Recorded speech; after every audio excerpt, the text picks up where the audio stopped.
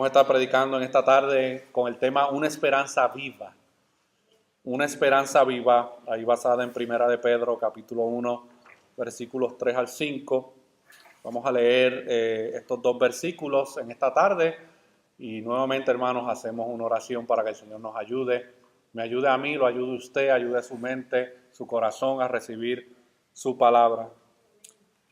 Dice así la palabra del Señor ahí en Primera de Pedro, capítulo 1, versículos 3 al 5. Bendito sea el Dios y Padre de nuestro Señor Jesucristo, quien según su gran misericordia nos ha hecho nacer de nuevo a una esperanza viva mediante la resurrección de Jesucristo de entre los muertos, para obtener una herencia incorruptible, inmaculada y que no se marchitará, reservada en los cielos para vosotros, que sois protegidos por el poder de Dios mediante la fe, para la salvación que está preparada para ser revelada en el último tiempo.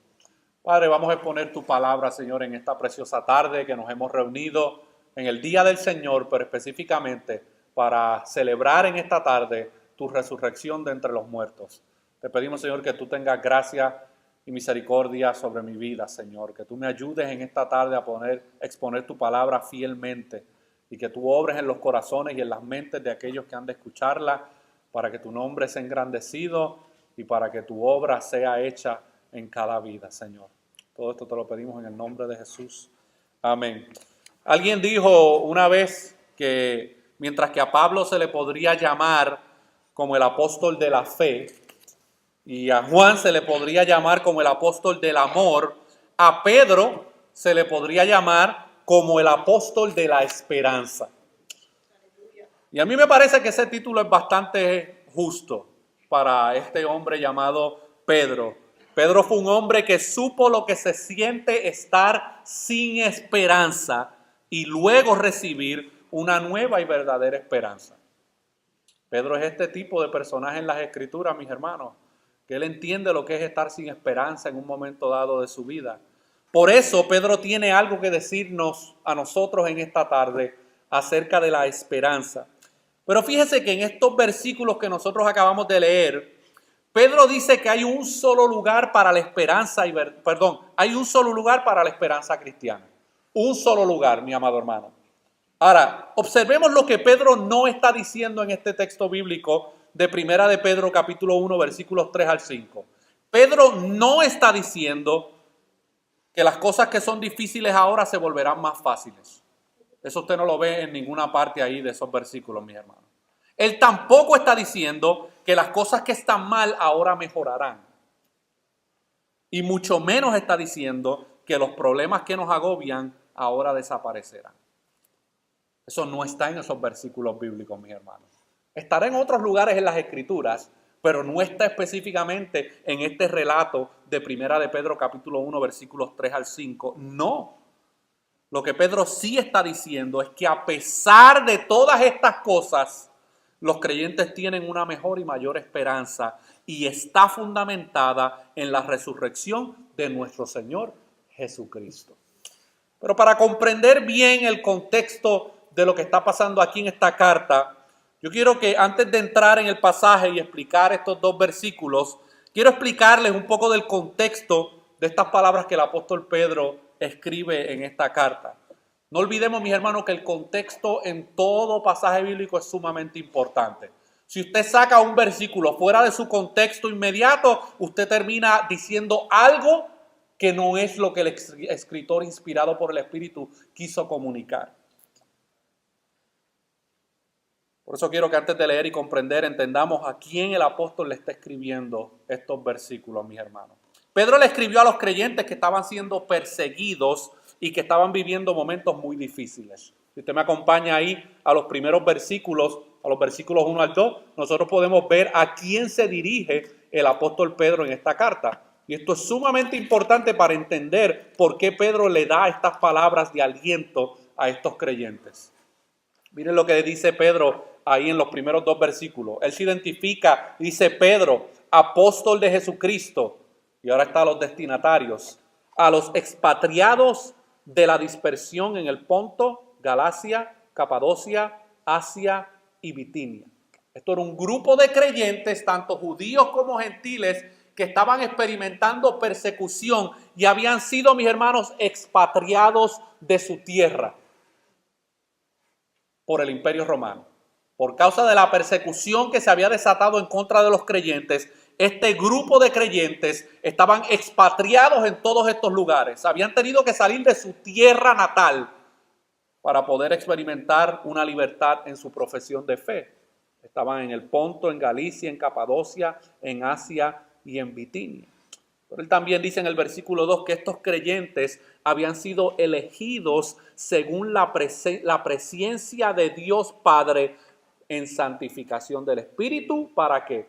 Para obedecer y ser rociados con la sangre de Jesucristo. Gracia y paz os sean multiplicadas. Así que desde el comienzo de esta carta, el apóstol Pedro va a empezar a darle unas palabras de aliento a estos creyentes que están experimentando una persecución severa sobre sus vidas. Y él quiere decirles, a pesar de que están experimentando esta persecución en sus vidas y estos momentos difíciles, no olviden que ustedes han sido elegidos según la presencia de Dios. No olviden que el Espíritu Santo está santificando sus vidas para que puedan obedecer por causa de haber sido rociados con la sangre de Jesucristo. Gracia y paz os sean multiplicadas. Esto como que no son las palabras que a lo mejor alguien que está experimentando persecución quiere escuchar en esos momentos. A lo mejor esas no son las mejores palabras para escoger, pero esas fueron las palabras que bajo la inspiración del Espíritu Santo el apóstol Pablo entendió que este pueblo necesitaba entender, mis hermanos. Pedro les escribe para fortalecerlos.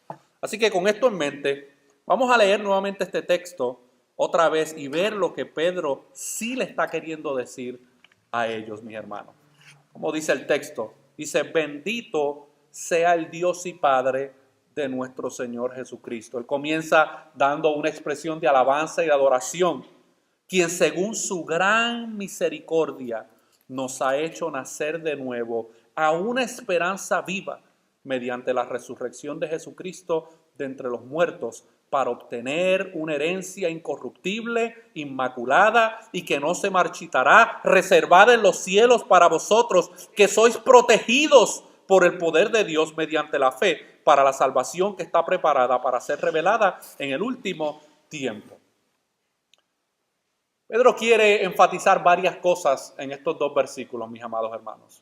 Lo primero que él revela en este versículo 3 es que el Padre tuvo una gran misericordia con nosotros y nos hizo nacer de nuevo. Pedro afirma que lo que Dios hizo a través de Cristo, tanto en su muerte como en su resurrección, es un acto de gran misericordia. Fíjese que no dice solamente misericordia, sino en su gran misericordia. Ese énfasis habla de una misericordia que nosotros no somos capaces de dar a otros. Es una misericordia, hermano, que está a un nivel de santidad y de pureza y de amor que nosotros jamás y nunca podremos manifestar hacia una persona aquí en esta tierra. En otras palabras, Dios no nos dio a nosotros lo que merecíamos. Esa es su gran misericordia. Y el apóstol Pedro tiene que recordarle esto a estos creyentes en medio de esta persecución. Porque lo más probable, muchos de ellos a lo mejor están experimentando sentimientos dentro de su mente. Dice, pero ¿y por qué si nosotros creímos en el Evangelio de Jesucristo? ¿Por qué necesitamos pasar por esta persecución donde hemos sido sacados de nuestros países? Pedro les recuerda que en su gran misericordia, Dios tuvo misericordia de ellos.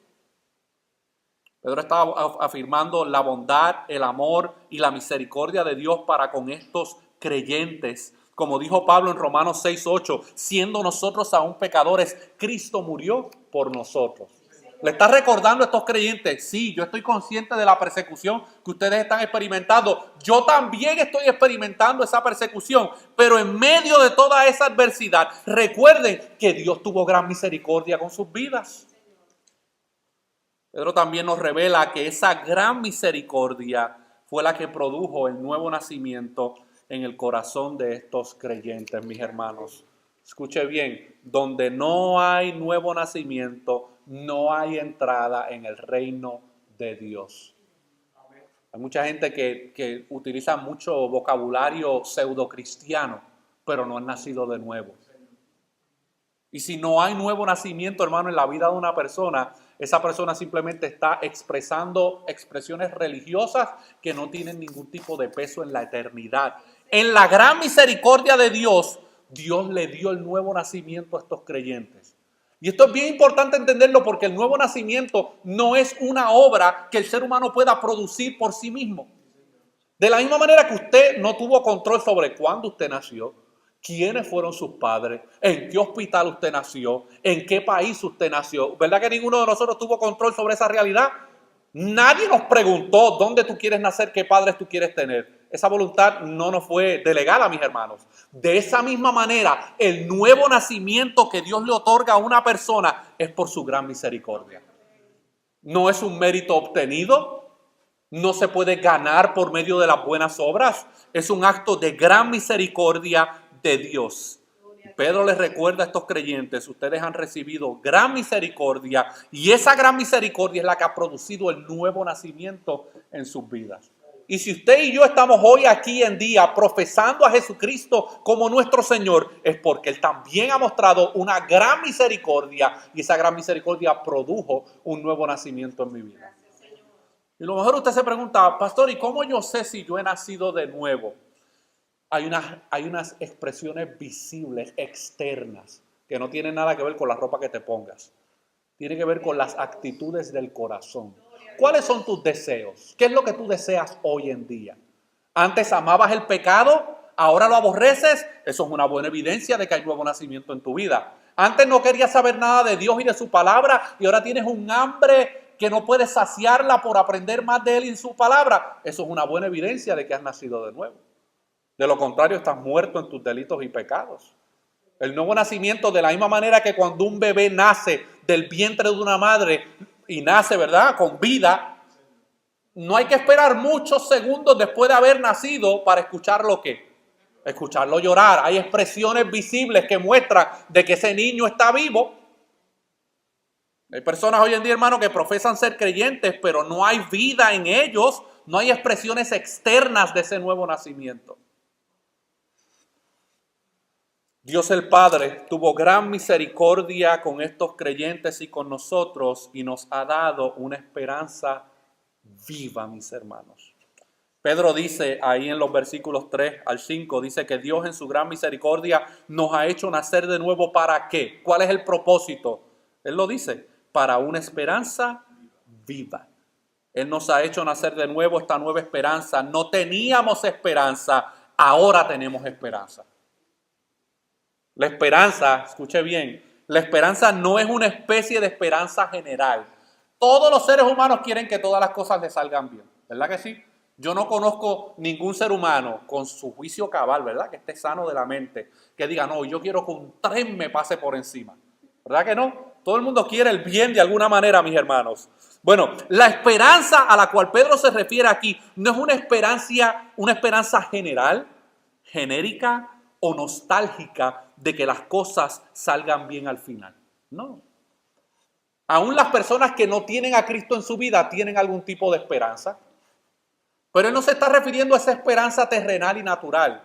Él se está refiriendo a una esperanza viviente.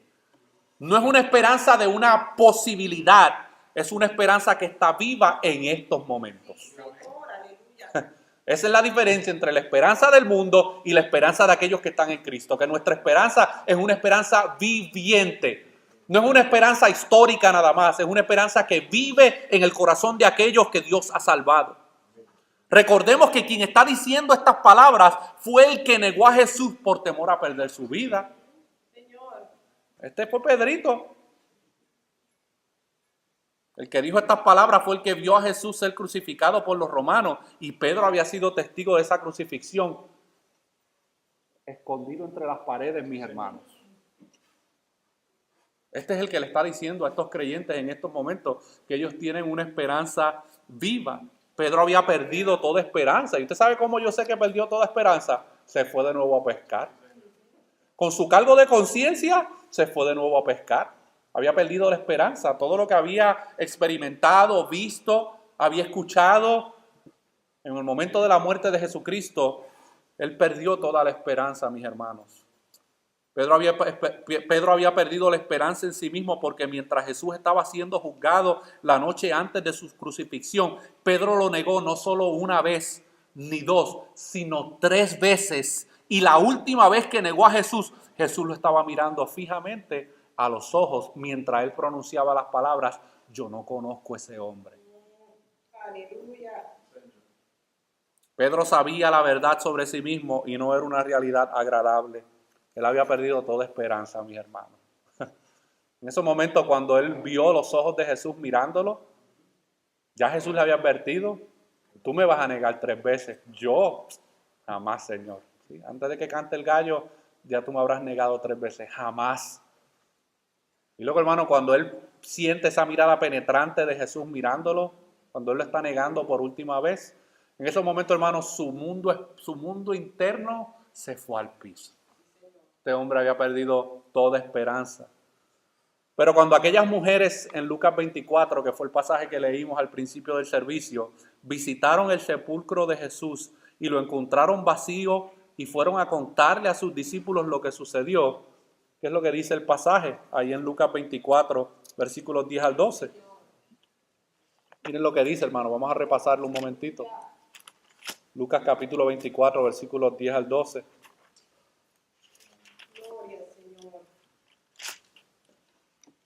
Dice: eran María Magdalena y Juana y María, madre de Jacobo, y las demás con ellas, quienes dijeron estas cosas a los apóstoles, mas a ellos les parecían locura las palabras de ellas y no las creían. Estas mujeres fueron las primeras que llegaron para visitar la tumba y se dieron cuenta de que aquí no hay nadie, la tumba está vacía. Y ellas fueron corriendo a darle el mensaje a los apóstoles, que se encontraban lo más probable en algún sitio escondido. Mire lo que dice el versículo 12. Pero levantándose Pedro, todos los demás se quedaron sentados. Pero Pedro, mis hermanos, se levantó, corrió al sepulcro y cuando miró adentro, vio los lienzos solos y se fue a casa maravillándose de lo que había sucedido. En ese acto de Pedro levantarse, correr, llegar a la tumba y ver que lo que estaban testificando esas mujeres era cierto y regresar a la casa, en esos momentos, hermano, la esperanza de este hombre comenzó a regresar. En esos momentos lo más probable se acordaba, pero es que Jesús había dicho: yo destruiré este templo, pero al tercer día lo levantaré. Yo soy la resurrección, nadie me quita la vida, yo mismo la doy y la vuelvo a poner. Estas mujeres le dieron esperanza. Quedó maravillado al ver el sepulcro vacío. Este hombre había perdido la esperanza, pero ¿cómo esa esperanza regresó? Bueno, él lo dice ahí en el versículo 3, mediante la resurrección de Jesús de entre los muertos, mis hermanos. Amén. Fue la resurrección de Jesús lo que comenzó a producir nuevamente esa esperanza que este hombre traidor había experimentado. La resurrección de Jesús cambió todo en estos momentos en la vida de Pedro. Ahí fue que Pedro encontró su esperanza. En el Evangelio de Juan, los capítulos 20 al 21, podemos ver las 3 ocasiones donde Jesús se le apareció visiblemente a los discípulos. Acompáñenme un momentito ahí al Evangelio de Juan, capítulo 20, versículos 20, capítulo 20 y capítulo 21. No vamos a ver todos los relatos en detalle, pero quiero que veamos cómo fue que sucedió esta cadena de eventos. En el capítulo 20, en los versículos 11 en adelante, experimenta el relato de las mujeres yendo a la tumba y encontrando la tumba vacía. En el versículo 19 dice: cuando llegó la noche de aquel mismo, estamos en el capítulo 20 de Juan, cuando llegó la noche de aquel mismo día, el primero de la semana, estando las puertas cerradas en el lugar donde los discípulos estaban reunidos por miedo de los judíos, vino Jesús y puesto en medio les dijo: paz a vosotros. Están escondidos, mis hermanos. Tienen miedo. Porque ellos eran el corillo que andaba con Jesús para arriba y para abajo, proclamando que ese era el Mesías prometido. Y ahora el pueblo fue testigo de que lo habían crucificado. Y ellos están ahora todos asustados por miedo a lo que le puedan hacer a ellos como seguidores de ese Mesías o de ese, ¿verdad?, ese Cristo que ellos profesaban creer. Paz a vosotros. Y cuando les hubo dicho esto, les mostró las manos y el costado, mi hermano. En esos momentos, créame que Pedro, el nivel de esperanza está creciendo en el corazón de él. Él al principio a lo mejor le diría, ¿será o no será? Oh, hermano, pero cuando tiene la evidencia física de que ese era el mismo Cristo que habían crucificado, la esperanza de este hombre comenzó a florecer en su corazón. Entonces Jesús les dijo otra vez, paz a vosotros. ¿Por qué le tiene que decir paz 2 veces? Porque como que no lo creen. Están asustados, están perturbados. Entonces Jesús les dijo otra vez, paz a vosotros, como me envió el Padre, así también yo os envío. Y habiendo dicho esto, sopló y les dijo, recibid el Espíritu Santo, y a quien remitieres los pecados, les son remitidos, y a quienes se los retuvieses, les son retenidos, mis hermanos. Ese es el primer encuentro que Pedro tiene con el Cristo resucitado. Pero ese no fue el primer encuentro, porque luego en esta reunión Tomás no estaba.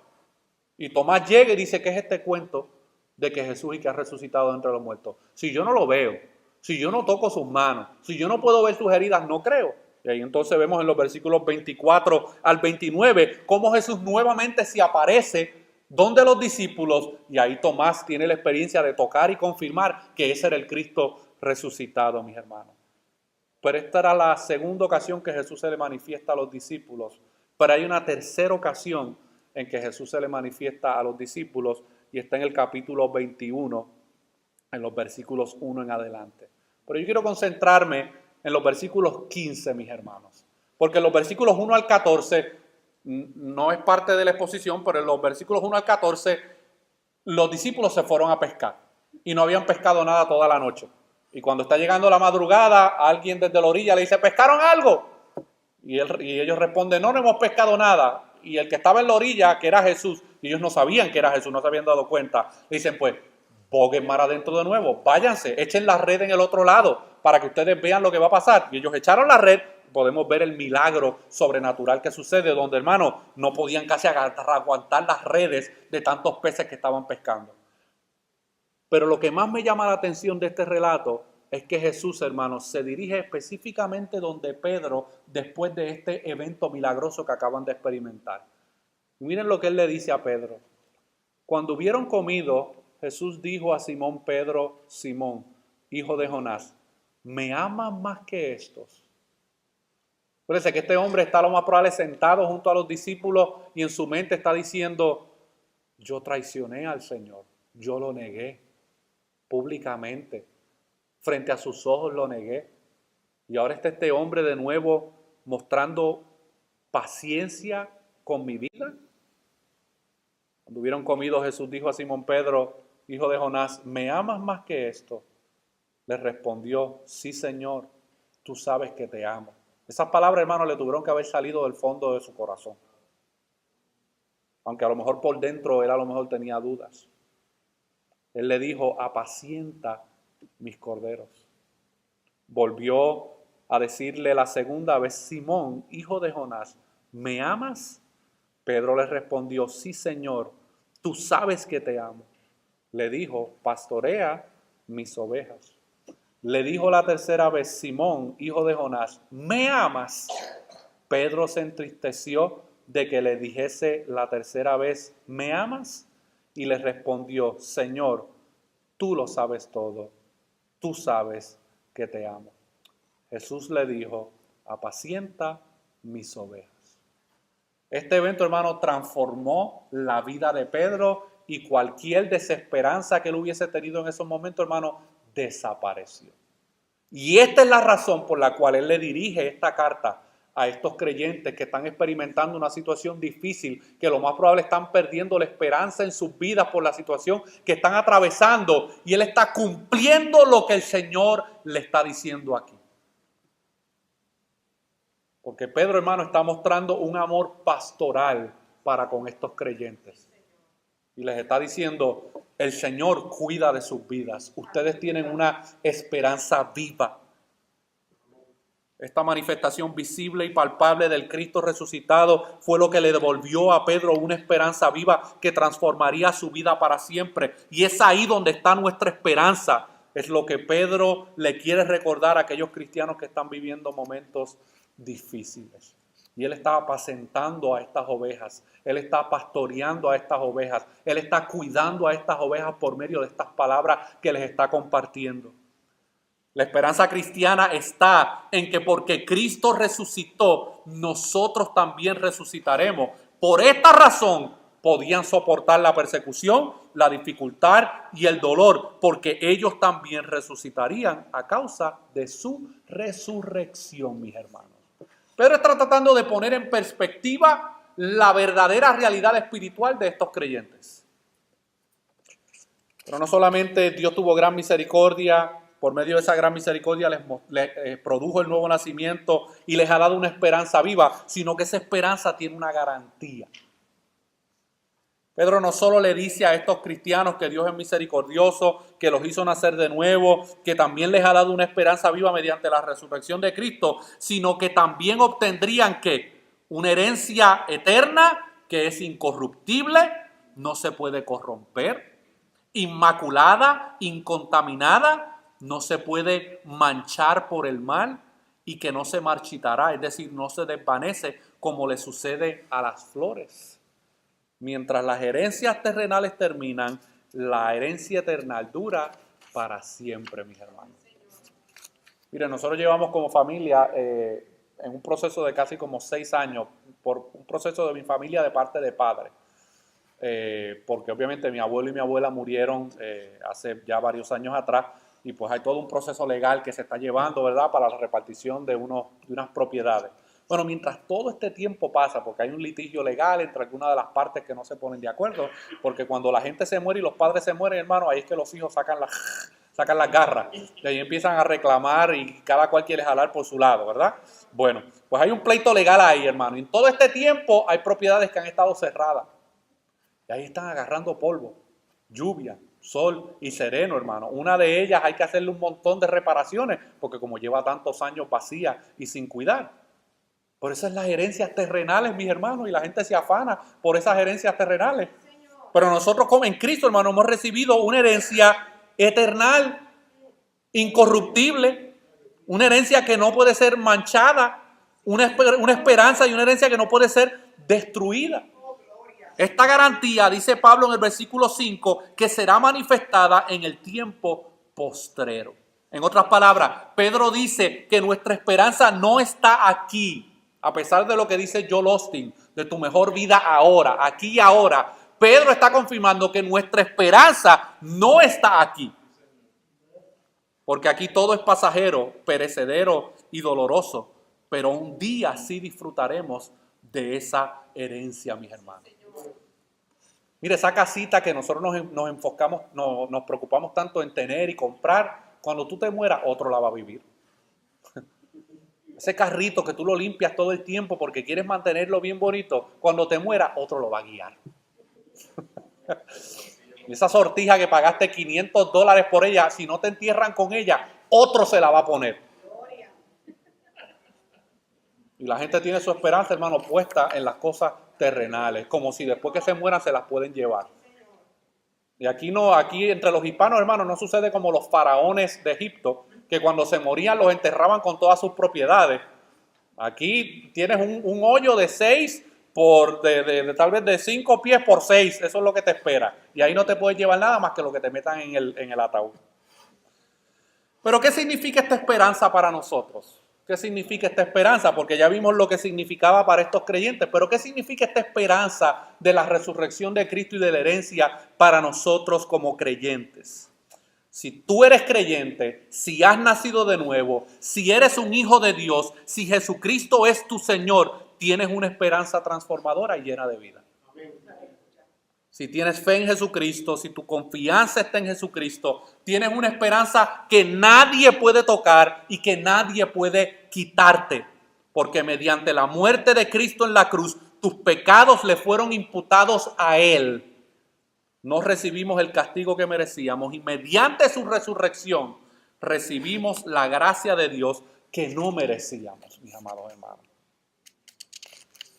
Entonces, al el Padre resucitar a Cristo de entre los muertos, usted y yo, si estamos en Cristo, No solamente tenemos una esperanza viva, sino también una herencia garantizada, mis hermanos.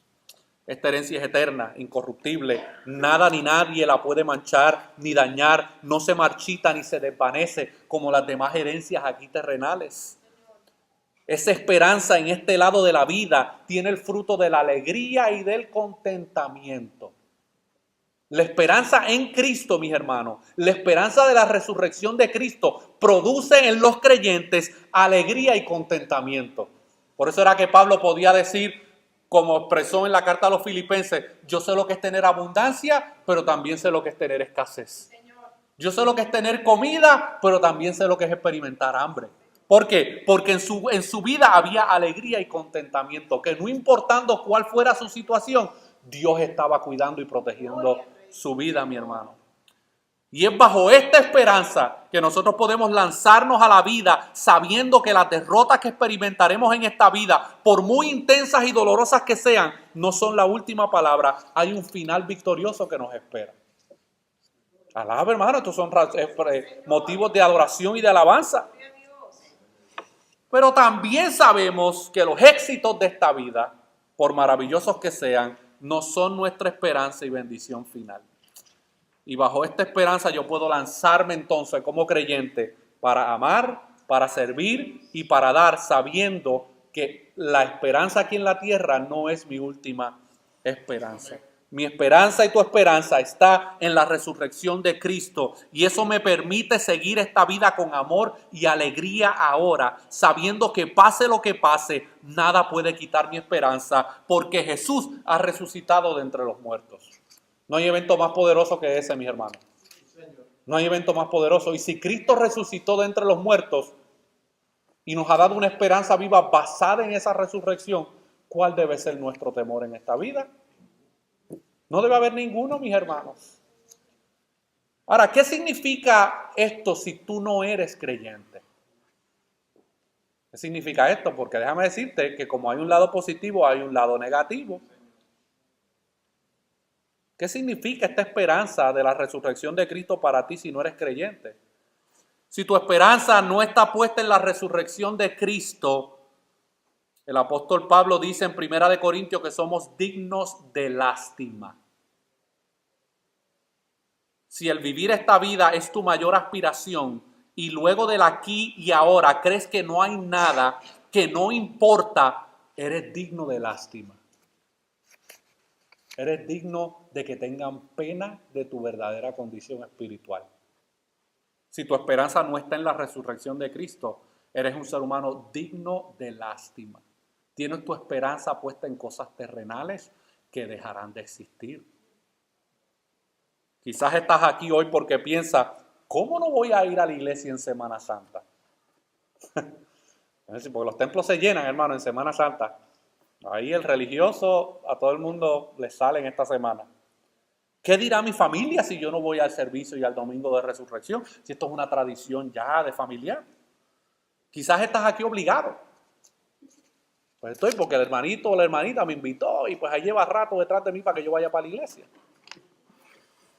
Pues tengo que decirte que no estás aquí por esa razón. Estás aquí porque el Señor quería que escucharas que la vida que tienes, por mejor que te parezca o peor que la sientas, estás viviéndola sin esperanza. Aunque tengas una buena casa, que tengas un buen carro, aunque tengas dinero en el banco, aunque tengas muchas propiedades, si tu esperanza no está puesta en la resurrección de Cristo, tú no tienes esperanza en esta vida. Y usted dirá, hermano, yo no vine el día de la resurrección, este pastor ahí está dándome duro. Alguien te tiene que decir la verdad. Mira, hermano, aquí esta iglesia crecerá a cuenta gota. Ahí, gotita a gotita, poco a poco, hermano, porque la gente no quiere escuchar la verdad. Aborrecen la mentira, pero cuando alguien le dice la verdad, se molestan. ¿Quién entiende a los seres humanos, mi hermano? ¿Quién los entiende? Odio que me mientan, pero cuando te dicen la verdad, te enchisman. La única forma para que eso cambie es que tú te arrepientas de tus pecados y creas que Dios se hizo hombre y vivió la vida que tú no has podido vivir, recibió la muerte que tú mereces, pero que al tercer día resucitó de entre los muertos, venciendo la muerte y asegurándote vida eterna. Y mi oración en esta semana y en esta tarde es que tú respondas a ese llamado, porque algunos llevan tiempo escuchando ese llamado. Llevan tiempo y el Señor ahí está llamando. Mi hermano, la gracia de Dios es impartida. Y cuando Dios salva, salva. Pero como he dicho en otras ocasiones, el peor lugar donde tú puedes estar rechazando la gracia de Dios es un lugar donde se está exponiendo la palabra de Dios. Porque mientras tú estás diciendo ahí, no, yo no me voy a meter evangélico, esos cristianos, aleluya, porque qué van a pensar, qué van a decir. Mientras tú sigues razonando de esa manera, tu corazón se sigue endureciendo a la verdad de Dios. Ahora yo quiero concluir en esta tarde, mi hermano, con la historia de un gran hombre de Dios. Un pastor de una de nuestras iglesias bautistas del sur que enseñó con su testimonio que Cristo es suficiente y que no importa lo que pase aquí en esta tierra, hay una esperanza viva. Yo quiero hablarles acerca del pastor Shane Hall, pastor de la First Baptist Church en Oklahoma City. Él fue diagnosticado con cáncer en el estómago en el 2014 y luego de un intenso tratamiento de casi un año, para agosto del 2015 el cáncer había desaparecido. Sin embargo, en noviembre del 2016 comenzaron nuevamente unos síntomas. El pastor Shane fue al médico y descubrieron que el cáncer había regresado. Desde ese momento el pastor Shane y su familia fueron a muchos viajes a Texas, que era donde estaban los hospitales más sofisticados en este aspecto de tratamiento. Y fueron muchas veces para ver qué se podía hacer, qué tratamiento le podían dar. Sin embargo, en el 2017, el pastor Shane predicó un poderoso mensaje en la conferencia de pastores que nosotros tenemos como Bautistas del Sur, que se celebra cada 2 años. Y en esta conferencia, él predicó acerca de una serie del libro de Filipenses. Y él cerró esa exposición de esa tarde. Él compartió obviamente lo que estaba experimentando en su vida. Y él cerró la exposición de esa tarde diciendo las siguientes palabras: el único punto de este sermón es este: Cristo es suficiente. Luego de explicar el contexto en el que Pablo estaba diciendo estas últimas palabras que dice ahí en Filipenses capítulo 4, todo lo puedo en Cristo que me fortalece. La gente hoy en día utiliza esa expresión muy sutil. Ellos quieren alcanzar cualquier meta personal y todo lo puedo en Cristo que me fortalece. Aguántate, que eso tiene un contexto. ¿Ok? Se escriben aquí en la mano, todo lo puedo en Cristo que me fortalece. Hay un baloncelista de Oklahoma, de los Golden State, que tiene unas tenis que dice aquí en la suela, todo lo puedo en Cristo que me fortalece. Y él cada vez que tira un canasto, dice, todo lo puedo en Cristo que me fortalece. Eso no tiene nada que ver con eso, mis amados hermanos. ¿Ok? El apóstol Pablo dice, todo lo puedo en Cristo que me fortalece, después de haber dicho, yo he pasado hambre, escasez, he tenido momentos de abundancia, como he tenido momentos de no tener nada. Y el pastor Shane compartió en esa audiencia que estábamos allí, que habíamos miles de pastores en esa reunión. Él compartió un poco de su historia y testimonio de la batalla que había estado teniendo contra el cáncer por los últimos años. Y yo recuerdo que dentro de todo lo que compartió, había algunas cosas, hermano, que se quedaron grabadas en mi mente. Y yo tuve que regresar ese sermón para poderlas anotar y compartírselas. Y miren algunas de las palabras que dijo este pastor en medio de este proceso que estaba atravesando. Dice, todo lo que me está sucediendo no es coincidencia, es providencia. Cuando las cosas difíciles e incomprensibles llegan a la vida, es cuando llegamos a la realidad que lo único que necesitamos es a Jesús. Nada más y nada menos. Hay días que recuerdo esto más que otros, pero le pido a Dios que nunca olvide esta realidad. ¿Cuánto tiempo voy a vivir? No lo sé. Le pido a Dios que pueda tener contentamiento en medio de todo este proceso. Mi situación es difícil, no sé cuánto tiempo voy a vivir. Tengo 2 hijas, una de 9 y otra de 12, pero Cristo es suficiente. Jesús es todo lo que necesito y Jesús es todo lo que necesitas. Jesús es todo lo que necesitamos cuando lo tenemos todo y es todo lo que necesitamos cuando no necesitamos nada. Luego de eso, por los próximos meses, su condición empeoró. Pero el 11 de febrero del 2018, el pastor Shane, hermano, tuvo el privilegio de bautizar a su hija más pequeña y 5 días después murió.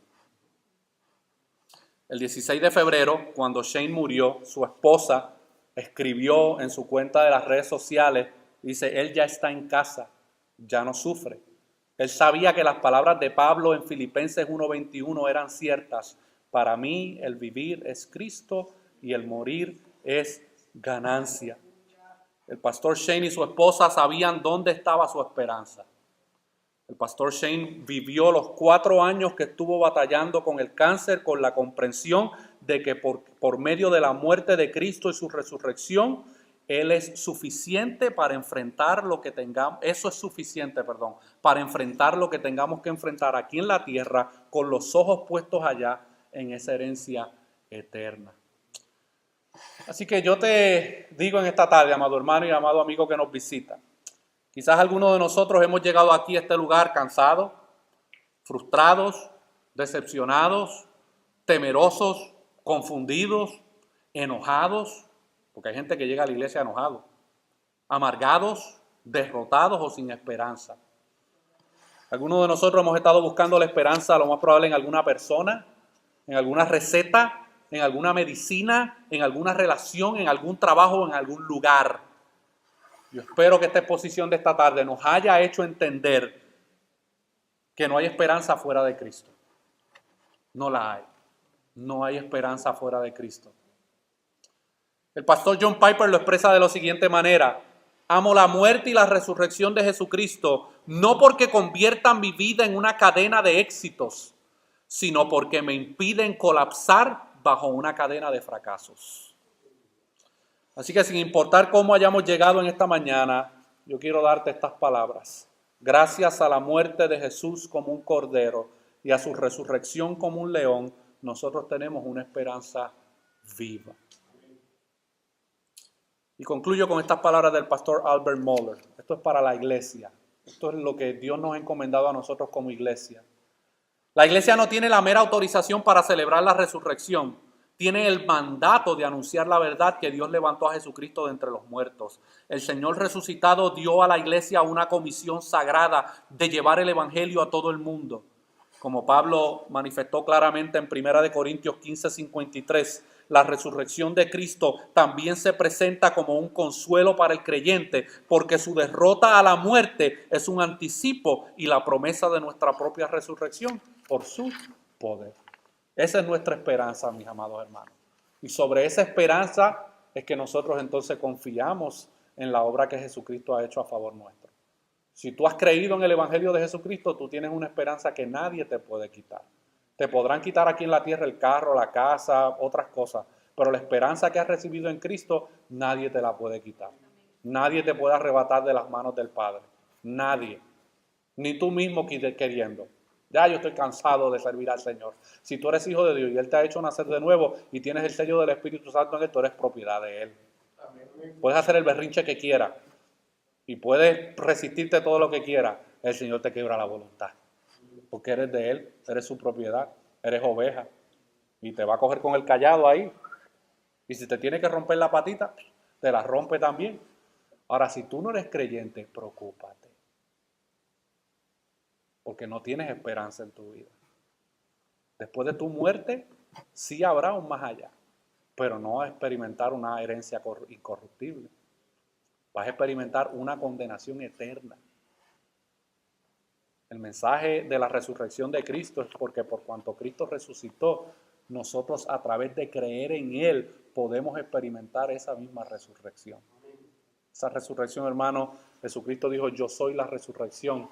El que cree en mí no verá la muerte jamás. Veremos la muerte terrenal, porque estos cuerpos necesitan morir, pero también un día serán transformados, mi hermano.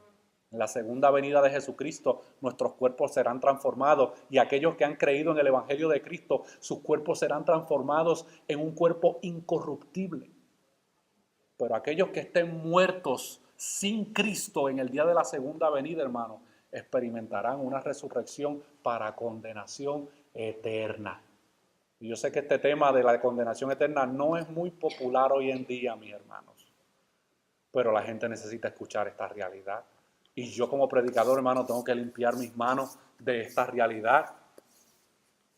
Porque hay personas, hermano, que por la gracia de Dios, Dios está mostrando misericordia para tu vida, dejándote escuchar la palabra de Dios una vez más. ¿Qué vas a hacer con ese llamado que el Señor te hace? En esta tarde cree en el Señor Jesucristo. Arrepiéntete de tus pecados. El problema es que a veces ni sabes que eres pecador, ni lo entiendes. Estás tan ciego espiritualmente que no puedes ver tu realidad. Pero mi oración en esta tarde es que Dios, la misma misericordia que mostró con estos creyentes que estaban pasando por una situación difícil, Él la tenga contigo en esta tarde y haga nacer de nuevo tu corazón para que tú puedas entonces arrepentirte y creer en el Evangelio del Señor Jesucristo. El llamado sigue en pie. Acepta a Cristo como tu Salvador. Oremos. Padre, te adoramos, te bendecimos, te damos gracias por tu palabra en esta tarde, Señor. Gracias porque a través de tu resurrección nosotros tenemos una esperanza viva. Pido, Señor, que tú nos ayudes como hijos tuyos a recordar estas verdades siempre en nuestros corazones. Y a lo mejor muchos de nosotros somos como Pedro, bocones, rápidos en responder, impulsivos. Muchas veces hemos también negado nuestra fe por medio de nuestras acciones. Pero te pedimos, Señor, que tú tengas misericordia también de nuestras vidas como tú tuviste con Pedro. Te lo llevaste a un lado y le diste esperanza. Y es esa esperanza la que lo motivó a serte fiel hasta la muerte, donde en el día de su muerte prefirió ser crucificado al revés, porque él sabía que no era digno de experimentar la misma muerte que tú habías experimentado. Ayúdanos, Señor. Y aquellos que todavía no han puesto su confianza en Cristo, que tú tengas en esta tarde gran misericordia sobre sus vidas y les hagas nacer de nuevo para que ellos puedan disfrutar de esta esperanza viva. Gracias te damos, Padre. En el nombre de Jesús. Amén.